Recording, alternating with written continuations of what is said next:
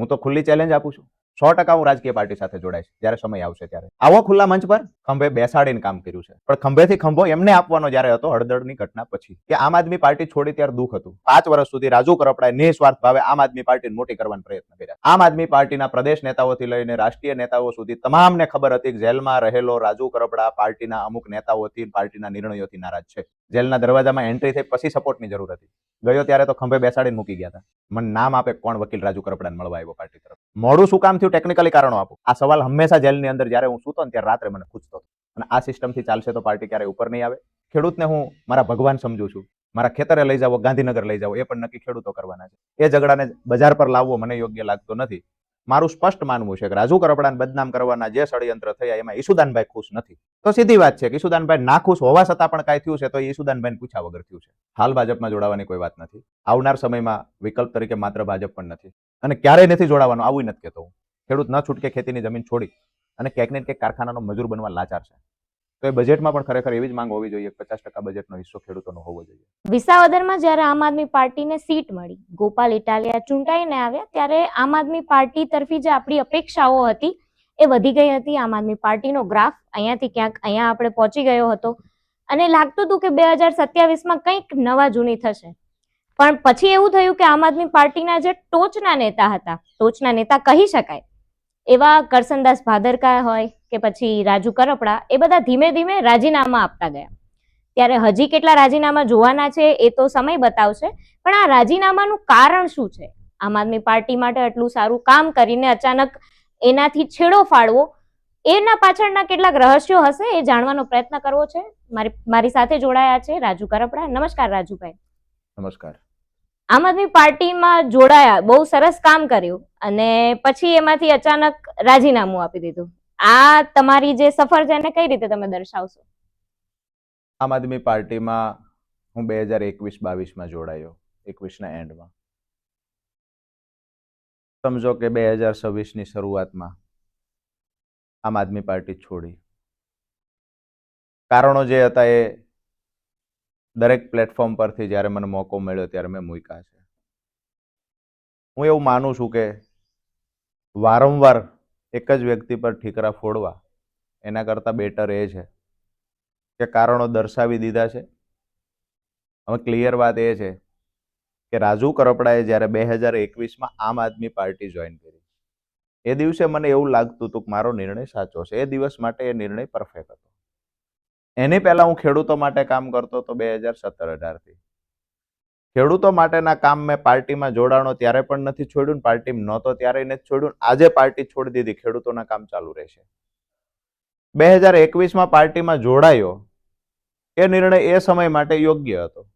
અને અત્યારે જ્યારે મને જે અનુભવ થવો હતો એ અનુભવ થયો અને ત્યાર પછી મેં પાર્ટી છોડી છે. મને એવું લાગે છે કે આ નિર્ણય પણ યોગ્ય છે. જેમ તમે ખેડૂતોની વાત કરી એમ હું સમગ્ર જનતાની વાત કરું છું કે જે એક પછી એક રાજીનામા આમ આદમી પાર્ટીમાંથી આવી રહ્યા છે, એનું જે સાચું કારણ છે, આમ આદમી પાર્ટીનું જે રહસ્યો છે અંદરના, એ જનતા માટે અત્યારે જાણવામાં જરૂરી મને લાગે છે. કેમ કે 2027ની ચૂંટણી નજીક છે, ત્યારે બધી પાર્ટીમાં અંદર ખાને શું ચાલી રહ્યું છે એ જાણવું જનતા માટે અત્યારે જરૂરી છે. તો આમ આદમી પાર્ટીના અંદરની વાત તમે શું કરશો?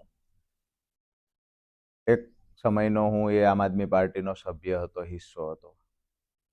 પ્રદેશમાં જે ચાલી રહ્યું છે એમાંની સ્વાભાવિક છે કે 10% વાત મૂકી શકાય જાહેર મંચ પર, 90% વાત એવી હોય જે જાહેર મંચ પર મૂકી ન શકાય, અને હું મૂકવા માંગતો પણ નથી. અમુક વાત જ્યારે એમને બોલાવવા માટે મજબૂર કર્યા છે ત્યારે અમુક વાતો જે મૂકવી પડતી હતી એ વાત મેં મૂકી છે. અને આવનાર સમયમાં જે 90% બાકી વાતો છે જે હું મૂકવા નથી માંગતો, પણ જો એ તરફથી ફરી વખત રાજુ કરપડાને બદનામ કરવા માટે હુમલાઓ થશે તો સમજાવવાના પ્રયત્ન કરશું. કારણ કે રાષ્ટ્રીય નેતૃત્વ છે ને એ અને આમ આદમી પાર્ટી સાથે મેં કામ કરેલું છે. આજે પણ મને અમુક બાબતો બોલતા પહેલા 2 વખત રોકે છે. એટલા માટે હું એક પાર્ટીનો જે તે સમયે સભ્ય હતો, હિસ્સો હતો. જે વાત થઈ ગોપાલભાઈની, મનોજભાઈની,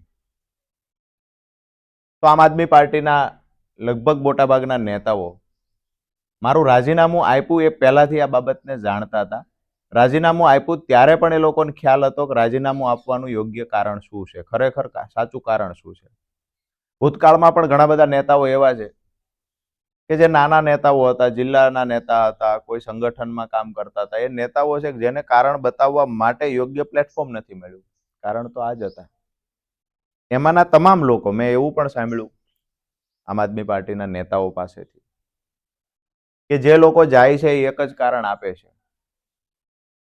એમાંના 50% વધારે લોકો એવા છે કે જે ભાજપ સાથે જોડાયા જ નથી. તો એ માણસ કોઈ પાર્ટી સાથે બી નથી જોડાયો, તો એને તમે ખરાબ કેવી રીતે કહી શકો? બીજી વાત કે આમ આદમી પાર્ટી સાથે તમે છો ત્યાં સુધી તમે સારા છો. આમ આદમી પાર્ટી છોડીને જો તમને બીજી પાર્ટીમાં જવાનો વિચાર આવે છે તો તમે ખરાબ છો, ગદ્દાર છો, નિર્બળ છો, ડરપોક છો. આવું કેમ? હું તો ખુલ્લી ચેલેન્જ આપું છું કે ખરેખર તમારી અંદર ખેડૂતો માટે, મજદૂરો માટે કામ કરવું છે, ગુજરાતની જનતા માટે કામ કરવું છે, તો કોઈ પણ પાર્ટી શું કામ? આવો ખુલ્લા મંચ પર. તમે પાર્ટી છોડી દો, રાજુ કરપડાએ છોડી દીધી છે, તમે પાર્ટી છોડી દો અને ખેડૂતોના કામ કરવા લાગી જાઓ. બિન રાજકીય રીતે આપણે કામ કરીએ. તમે પાર્ટી છોડીને બિન રાજકીય રીતે કામ કરવા તૈયાર હોય, રાજુ કરપડા આજીવન કોઈ પાર્ટીમાં નહીં જોડાય એની ખાતરી આપું છું. પણ તમે જે જગ્યાએ પાર્ટીમાં છો ત્યાં કોઈ વાંધો નથી.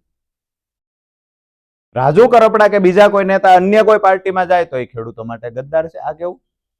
પણ મેં મોટા ભાગે તમારું જે એટલા ઇન્ટરવ્યુ અત્યાર સુધી મેં જોયેલા છે તમારા રાજીનામાથી અત્યાર સુધીના, એમાં મને મોટા ભાગે એક નામ સામે આવે છે, એના લીધે તમે રાજીનામું આપ્યું હોય એવું દેખાય છે. પણ એક માણસના લીધે રાજીનામું આપવું અથવા એ પાર્ટી છોડવી એ કેટલું યોગ્ય છે, જેના લીધે તમે તમારું સર્વસ્વ આપીને કામ કર્યું હોય? ખાલી એક માણસ સાથે તમારા મતભેદો થાય છે કે કોઈ અંગત બીજા કારણો હોય તો એ એક વ્યક્તિના લીધે આખી પાર્ટી છોડવી એ કેટલું યોગ્ય છે? નહીં, પણ મને એવું લાગે છે કે મેં જ્યારે નિર્ણય લીધો છે, મેં લાંબુ ઘણું બધું વિચાર્યું. મારા ભરોસે હજારો ખેડૂતો જ્યાં પણ મેં હાકલ કરીશ ત્યાં આવ્યા છે. ખેડૂતોનો મારી સાથેનો ભરોસો, સામે જે પાર્ટીના નેતાઓ પરનો મારો ભરોસો હતો, તો મારો ભરોસો તૂટ્યો છે.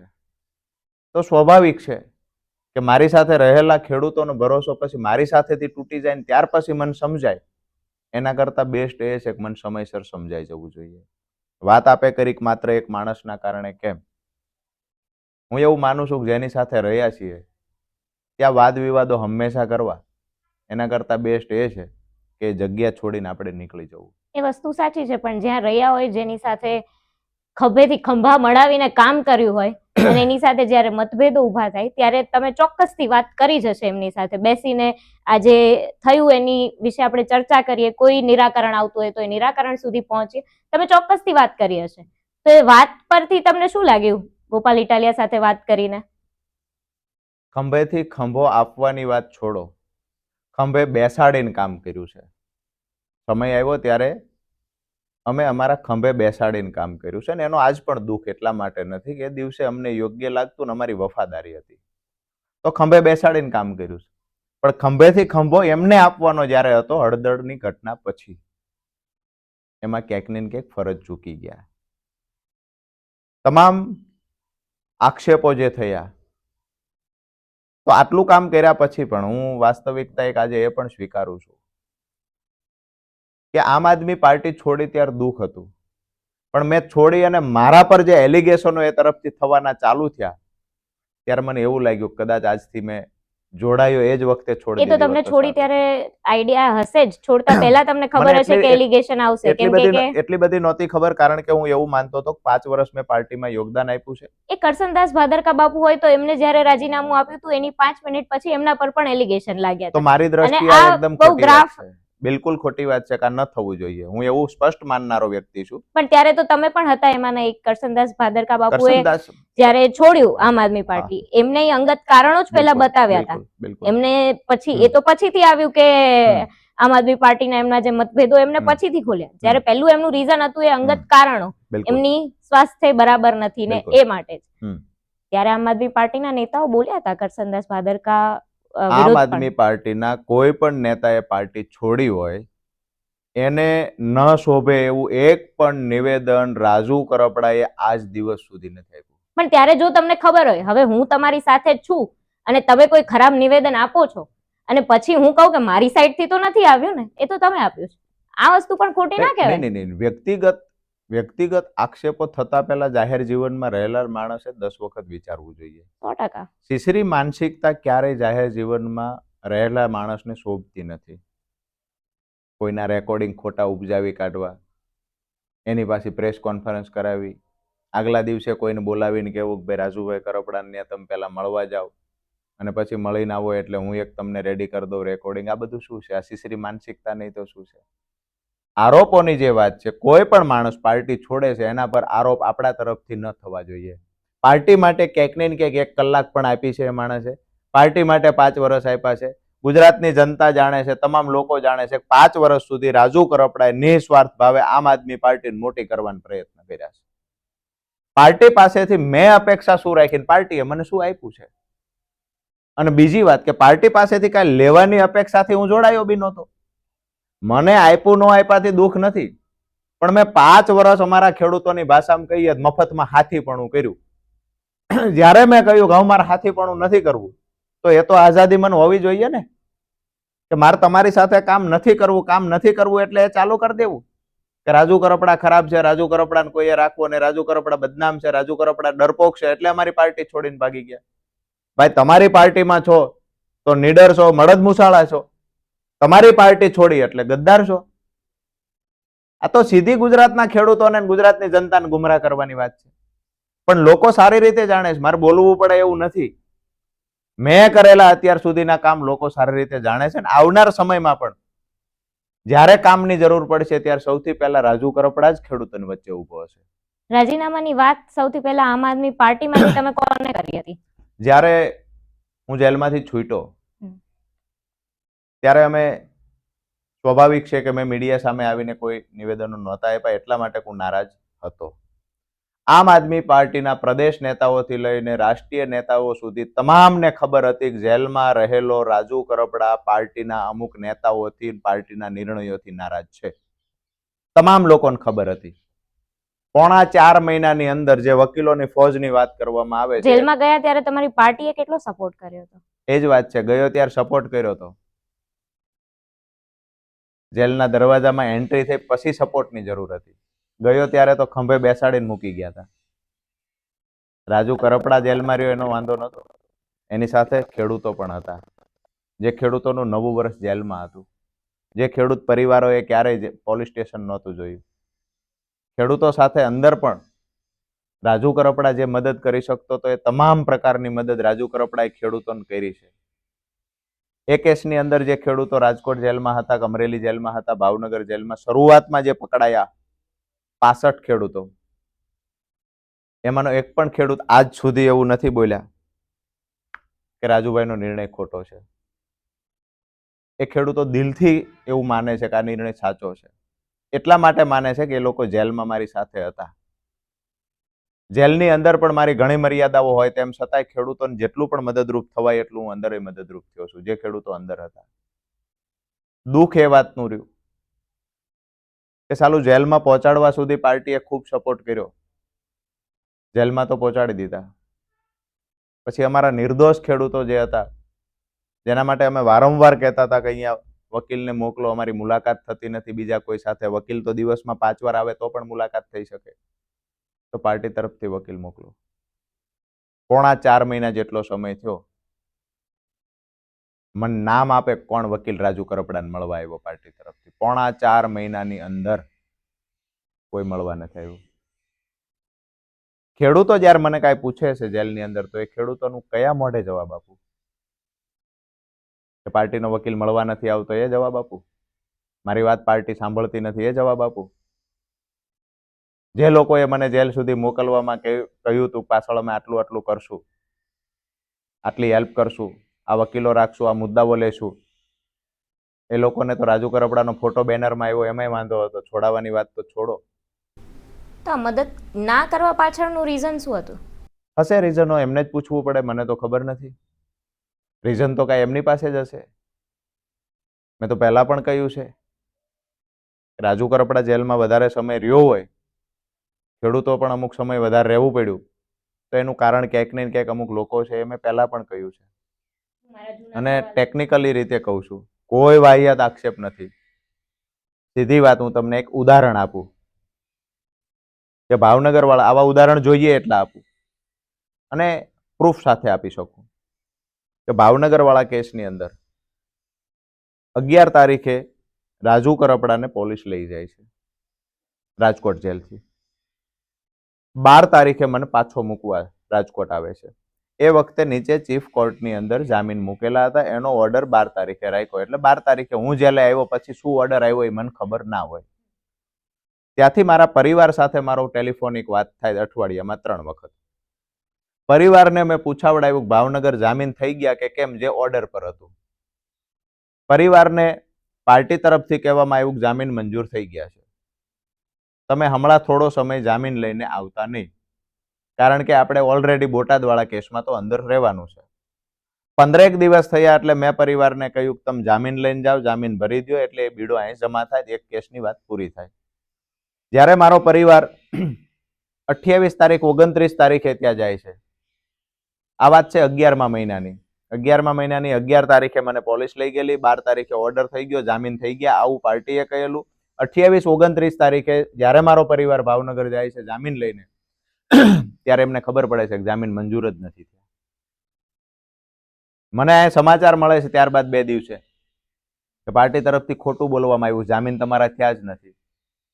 પછી મેં સમાચાર મોકલ્યા જામીન મુકાવો સેશન્સ કોર્ટમાં. સેશન્સ કોર્ટમાં 4/12 જામીન મુકાયા. મોડું શું કામ થયું, ટેકનિકલી કારણો આપું.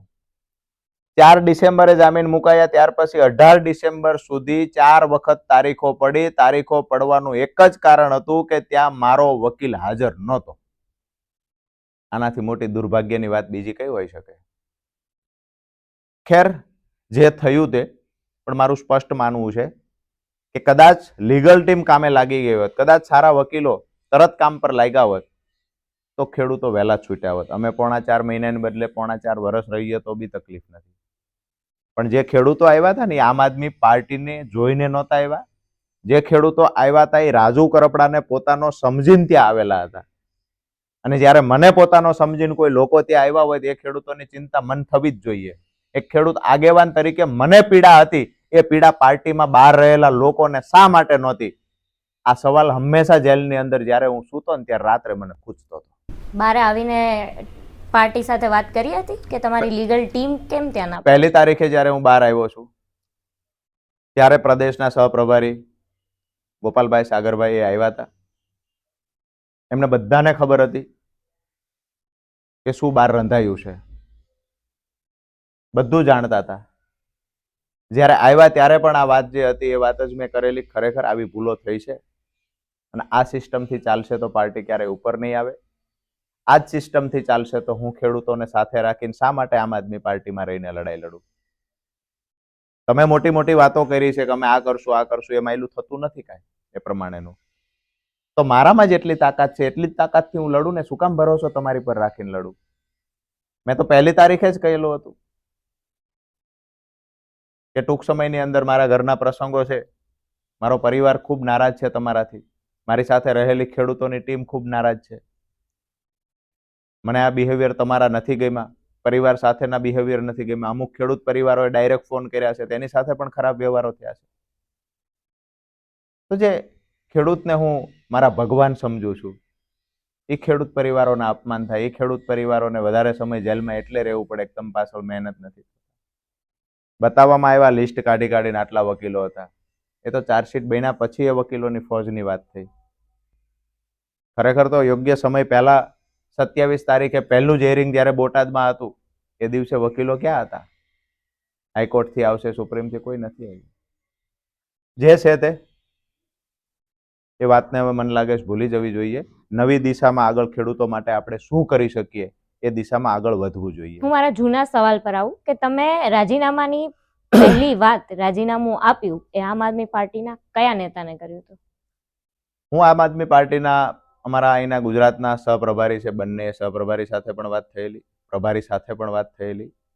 અને રાજીનામું આપતા પહેલા મેં અરવિંદજીને પણ ફોન કરેલો. એ સિવાય જ્યારે મારા ઘરે આવેલા ત્યારે પણ નેતાઓને મેં વાત કરેલી, એમાં કાંઈ નવું હતું નહીં.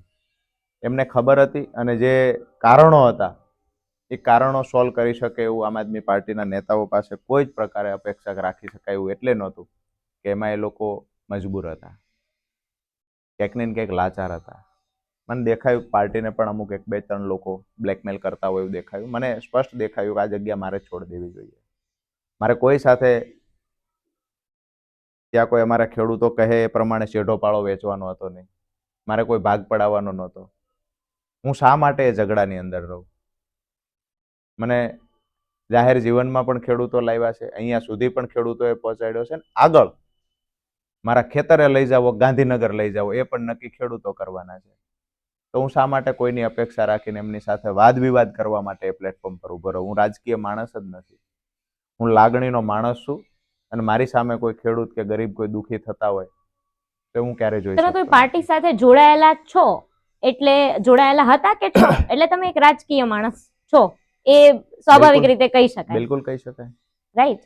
પણ મારો સવાલ અહીંયા એવો છે કે જ્યારે જનતા આમ આદમી પાર્ટીને વોટ આપે છે તો એ ઘણી બધી અપેક્ષાઓ સાથે આપે છે, અને જ્યારે તમે અત્યારે આમ આદમી પાર્ટીની વાત કરો છો, તમે એવું કહો છો કે તમારે ખુલ્લે આમ તમે એ નથી બોલવા માંગતા, તમારા પાસે તમારા રીઝન હશે, હું સમજી શકું છું, પણ જનતાને અત્યારે જાણવું જરૂરી છે. અને જો તમે ખરેખર જનતાને ખેડૂત માટે વાત કરો છો તો તમે ચોક્કસથી કહેશો કે આમ આદમી પાર્ટીમાં અત્યારે શું ચાલી રહ્યું છે. કેમ કે જ્યારે ગોપાલ ઇટાલિયા જીતીને આવ્યા ને ત્યારે જનતા માટે એક આશા રૂપી જો બન્યું હોય ને તો એ આમ આદમી પાર્ટી હતી ત્યારના સમયમાં. અત્યારે શું છે મને ખબર નથી, પણ વસ્તુ જે જાણવી જોઈએ જનતા માટે એ મને લાગે તમારે કેવી જોઈએ. મારું સ્પષ્ટ માનવું છે કે હસબન્ડ વાઈફનો ઝઘડો હોય કે ઘરની અંદર બે ભાઈઓનો ઝઘડો હોય, એમાં ખોટું કોણ છે સાચું કોણ છે એ લોકો કે સમાજના પરિવારના નક્કી કરી લેતા હોય એમના બિહેવિયર પરથી. એ ઝઘડાને બજાર પર લાવવો મને યોગ્ય લાગતો નથી. એટલે જે અંદરના કારણો છે, જે મેં ઘણા બધા કારણો કહ્યા કે ભાઈ ઘણા બધા કારણો કહી શકાય એવા નથી, આ કારણો જાહેરમાં લાવવા મને યોગ્ય લાગતું નથી. સમજી શકાય છે. પણ હવે બીજો સવાલ મારો એ છે કે જ્યારે હવે તમે કોઈ પક્ષમાં જોડાશો કે પછી આગળની તમારી રણનીતિ શું રહેશે? પક્ષમાં જોડાવાની વાતમાં મારી સ્પષ્ટ વાત એ છે કે મારી ઉંમર 35 વર્ષની છે. 100% હું રાજકીય પાર્ટી સાથે જોડાઈશ જ્યારે સમય આવશે ત્યારે, જ્યારે અમારા ખેડૂતો નક્કી કરશે ત્યારે. કોઈને ગુમરાહ કરવાની, કુલડીમાં ગોળ ભાંગવાની વાત નથી. અને હું રાજકીય પાર્ટીમાં શા માટે ન જોડાઉં? જે લોકો એવું કહે છે કે આમ આદમી પાર્ટી છોડી દીધી, અમે ફલાણી પાર્ટીમાં જશે, ફલાણી પાર્ટીમાં જશે, તો હું શા માટે ન જાઉં? એના કારણો શું છે? ચોક્કસથી હું કોઈ રાજકીય પાર્ટીમાં જોડાઈશ. એના સમયની રાહ જોશું, સમય આવશે ત્યારે. મેં પહેલા કહ્યું કે જ્યારે પોલિટિક્સમાં નહોતા ત્યારે ખેડૂતોના માટે લડ્યા છીએ, આમ આદમી પાર્ટીમાં ગયા ત્યારે ખેડૂતો માટે લડ્યા છીએ, આજે લડીએ છીએ, અને આવનાર સમયમાં જ્યારે કોઈ પાર્ટી સાથે જોડાઈશું ત્યારે પણ મારાથી જેટલી પણ લડાઈ થઈ શકશે એટલી લડાઈ હું લડવાનો છું. હવે એક આમ આદમી પાર્ટીનો એક છેલ્લો સવાલ તમને એ કરીશ કે ખરેખર પ્રદેશ પ્રમુખ છે કોણ?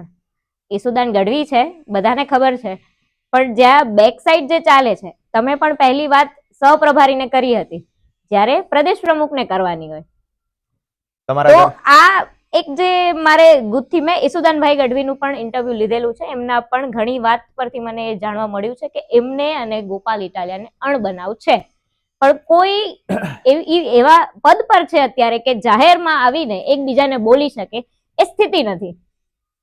તમને ઘણી હદ સુધી ખબર હશે અને મારે એ જાણવાનો પ્રયત્ન કરવો છે. તમારા ઘરમાં મોભી તમારા પપ્પા છે ને, બરાબર છે? ઘરમાં તમારા મમ્મીનું ચાલે કે પપ્પાનું ચાલે એ તમને ખબર હોય, પણ બહાર તો સમાજને એ જ કહેવું પડશે કે મારા પપ્પાનું ચાલે છે, કારણ કે મોભી એ છે.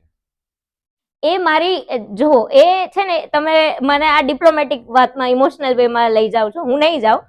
હું એટલા માટે નહીં જાઉં કે આ એક જાહેર વાત છે, પાર્ટીની વાત છે. પાર્ટીમાં મમ્મી પપ્પા ને એ બધું મર્યાદા હોય છે, એ 100% પાર્ટીની વાત છે, એમાં બી મર્યાદા હોય છે. મેં પહેલા જ કહ્યું, અને એ જ વાત પરથી સમજનાર લોકો છે તો સમજે છે કે આપણા ઘરની વાત હોય છે. તમે સમજી શકીએ છીએ કેમ કે આપણે અંદર છીએ. ઘરના મોભી કોઈ છે બતાવવામાં, જે મોભી આવતા હોય છે એનું જ બધાના ઘરે ચાલતું હોય એવું જરૂરી ના હોય. પણ એ હું ઘણા નિર્ણયો રૂમમાંથી લેવાતા હોય છે. એ હું હજી કહું છું કે એ હું અને તમે સમજી શકીએ કેમ કે આપણે અહીંયા અંદર રહીએ છીએ અને કામ કરીએ છીએ. આપણને 10 વસ્તુ ખબર હશે જે જનતાને નથી ખબર. તો જનતા માટે એ જાણવું તો જરૂરી જ છે કે પ્રદેશ પ્રમુખનું પદ શું હોય છે, એની કામગીરી શું હોય છે, અને જે એ વ્યક્તિ પર ડેઝિગ્નેશન છે એનું, તો એ કામ કોઈ બીજું બેક સાઈડ થી કરતું હોય તો એ પણ જનતાને ખબર હોવી જોઈએ. સ્વાભાવિક છે કે ઈસુદાનભાઈ છે એ પ્રદેશ પ્રમુખ છે. ઈસુદાનભાઈ પ્રદેશ પ્રમુખ તરીકે કામગીરીની આપે જો વાત કરી તો ગુજરાતની અંદર તમામ નિર્ણયો લેવાની સંપૂર્ણ જવાબદારી કયો અથવા તો જેની પાસે સત્તા છે એ ઈસુદાનભાઈ ગઢવી પાસે હોવી જોઈએ પ્રદેશ પ્રમુખ તરીકે. મારું સ્પષ્ટ માનવું છે કે રાજુ કરપડાને બદનામ કરવાના જે ષડયંત્ર થયા એમાં ઈસુદાનભાઈ ખુશ નથી. તો સીધી વાત છે કે ઈસુદાનભાઈ નાખુશ હોવા છતાં પણ કાંઈ થયું છે તો એ ઈસુદાનભાઈને પૂછ્યા વગર થયું છે. હવે આનાથી વિશેષ સારો જવાબ આપવાની કોઈ જરૂર મને લાગતી નથી. 100%.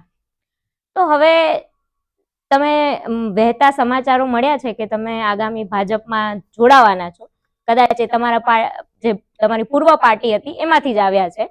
એટલે હવે આ ભાજપમાં જોડાવાના છો એના પર તમે શું કહેશો? હાલ ભાજપમાં જોડાવાની કોઈ વાત નથી. આવનાર સમયમાં વિકલ્પ તરીકે માત્ર ભાજપ પણ નથી. અને સમય આવશે ત્યારે નક્કી કરશું. અત્યારે તો આજકાલ પરમ દિવસ કે 10 દિવસ 15 દિવસમાં ક્યાંય કોઈ પાર્ટી સાથે જોડાવાનું નથી અને ક્યારેય નથી જોડાવાનું આવું નથી કહેતો હું. બરાબર છે. જ્યાં બી જોડાશું, જે પ્લેટફોર્મ મળશે એ પ્લેટફોર્મનો સદુપયોગ કરી અને કેમ કરીને ખેડૂતો માટે બોલી શકાય એ અમારી કાયમ માટેની કામગીરી ચાલુ રહેશે. એમાં એવો વિષય કોઈ છે નહીં માત્ર આમ આદમી પાર્ટી સાથે હોય તો જ તમે ખેડૂતોના મસીહા, અન્ય પાર્ટીમાં ગયા એટલે ખેડૂતોના ગદ્દાર. આવું તો પોલિટિકલી પાર્ટીમાં રહેલા લોકો માને છે, ખેડૂતો નથી માનતા. ખેડૂતો ખેતરમાં બેઠા છે, ખેડૂતોને પીજીવીસીએલનો પ્રશ્ન છે, લાઇટની તકલીફ છે, ખેડૂતોને મીટરની તકલીફ છે, ખેડૂતોને ત્યાં હાઈ ટેન્શન લાઈન નીકળે છે તેના માટે બોલનારું કોઈ જોઈએ છે, યોગ્ય વળતરની યોગ્ય ભાવ જોઈએ છે, સિંચાઈનું પાણી જોઈએ છે. તો ખેડૂતને એટલી ખબર હશે કે અમે રાત્રે 1 વાગે ફોન કરીએ તમારા માટે કામ કોણ કરશે. એ ખેડૂતોનો વિશ્વાસ મારી સાથે આજ સુધી ટકેલો છે અને આવનાર સમયમાં પણ ટકેલો રહેશે. ખેડૂતોની હાલની સ્થિતિ શું છે? ગુજરાતના અને સૌરાષ્ટ્રના ખેડૂતોની વાત કરીએ તો મોટાભાગનો વિસ્તાર એવો છે, ખાસ કરીને સૌરાષ્ટ્રમાં, જ્યાં સિંચાઈનું પાણી નથી પહોંચ્યું ત્યાં સિંચાઈનું પાણી પહોંચાડવું ખૂબ જરૂરી છે. ખેડૂત ન છૂટકે ખેતીની જમીન છોડી અને ક્યાંક ને ક્યાંક કારખાનાનો મજૂર બનવા લાચાર છે. તો સિંચાઈનું પાણી પહોંચાડવું જરૂરી છે. ખેડૂતોને પોષણક્ષમ ભાવ મળે એ પણ ખૂબ જરૂરી છે. ખેડૂત દેવા મુક્ત કેવી રીતે થાય એના માટેની એક પોલિસી સરકારે બનાવવી ખૂબ જરૂરી છે. બજેટ આવ્યું ગઈકાલે, એમાં તમે કયા મુદ્દાથી નાખુશ છો અથવા તો કયા મુદ્દા એવા હોવા જોઈએ કે જે ખેડૂત લક્ષી હોય કે જે જનતા માટે કામના હોય? ગામડાઓને ઊભા કરવા માટે જે ખરેખર વિશેષ બજેટ હોવું જોઈએ, વધારાનું બજેટ એમાં વાપરવું જોઈએ, તો એ નથી વપરાયું, નથી ફાળવવામાં આવ્યું. ભૂતકાળમાં પણ મેં ખુલ્લીને કહ્યું છે કે ખેડૂતો માટે જે બજેટ આપવામાં આવે છે ડાયરેક્ટ ખેડૂતોને લાભ થતો હોય એવું 60% કરતાં વધારે વસ્તી ગુજરાતમાં ખેતી સાથે જોડાયેલી છે. તો ડાયરેક્ટલી ખેડૂતને લાભ થઈ શકે અથવા ખેતીને ઊભી કરી શકાય તો એ બજેટમાં પણ ખરેખર એવી જ માંગ હોવી જોઈએ કે 50% બજેટનો હિસ્સો ખેડૂતોનો હોવો જોઈએ. તો ક્યાંક ને ક્યાંક એમાં અસંતોષ છે અને નાખુશ પણ છીએ કે ખેડૂતો માટે જે બજેટ આપવામાં આવે છે એકદમ નહીવત છે. આવનાર સમયમાં એ બજેટમાં કંઈક ફેરફાર કરીને ખેડૂતોને વધારાનું કંઈક આપવાના પ્રયત્ન થાય એવી અપેક્ષા રાખીએ. મજા આવી તમારી સાથે વાત કરીને. તમારું શું કહેવું છે આ મુદ્દાઓ પર અમને કમેન્ટ કરીને ચોક્કસથી જણાવજો. જોડાયેલા રહો અમારી નગરનાથ ન્યૂઝ સાથે. જો તમને આ વિડીયો, અમારું ઇન્ટરવ્યૂ પસંદ આવ્યું હોય તો તમે એને લાઇક, શેર અને સબસ્ક્રાઇબ અમારી ચેનલને જરૂરથી કરજો.